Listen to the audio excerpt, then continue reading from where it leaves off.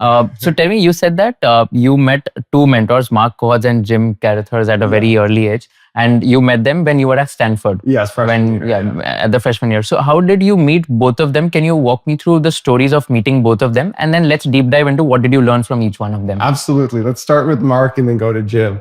Mark was a series of random introductions. So I was in high school, and my high school principal introduced me to a hedge fund manager who was near my high school. And I'd walk from my high school to the hedge fund manager's office, and I would meet with him. And then his son's roommate was a short seller named Chris Strauss. So then he connects me to his son's roommate.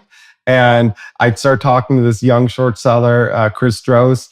And when I then moved to college from high school, Chris Strauss was the one who said, you should try to meet Mark Cohens. And I think he sent me his phone number. And I basically cold called this guy, Mark Cohens. I vividly remember, I worked up the courage to call him. I call, and he's like, what do you want? And I'm like, I'm afraid. And I don't think you believe, hang up, And then I call him the next day, and he hangs up. And I call him, and eventually I convinced him to be willing to meet with me. Here's a really successful guy, kind of eccentric.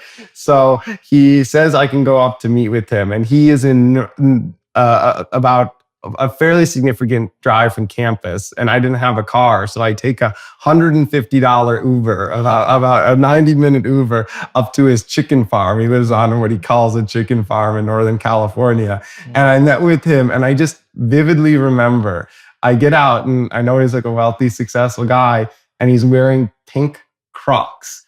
It's just the most informally dressed dude. And I'm like, who is this person? And he had just this genuineness about him and realness. And he the first time we met, he was just on the phone, talking to people, talking to reporters. Like, the guy is living the most exciting, eccentric life ever. And I was pitching him on Mallinckrodt Pharmaceuticals, which was a questionable pharmaceutical company. And he was a little impressed by my research. So that's how I met him. And I think he took me under his wing a little and started showing me the ropes and how to research companies in diligence. Now, Jim Carruthers, who ran $1 billion short-only fund, Sophos, that was a different funny story. To try to get attention as a young person in the industry, I was blogging online anonymously on Seeking Alpha. I had an anonymous blog where I would criticize companies. And this is as a freshman in college.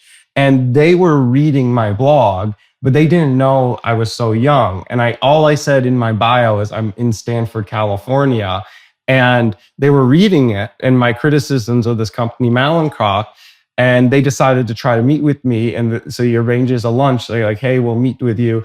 Like, go grab lunch. And I show up. And he thought I was like an adult, and he was just stunned that I was an 18-year-old college freshman. They did not know I was so young, and I think that kind of impressed him and earned some respect. So then he agreed to let me intern for him on and off all 4 years, and I could not have asked for a better starting internship in the field. If you learned something new from this video, do share it with your friends and subscribe to this channel so that we can bring you the best content possible. Also, if you want to watch this entire episode, click on the link in the description box and you can go to Kushal Lodha YouTube channel and watch the entire podcast episode. Thank you so much for watching this and have an amazing day.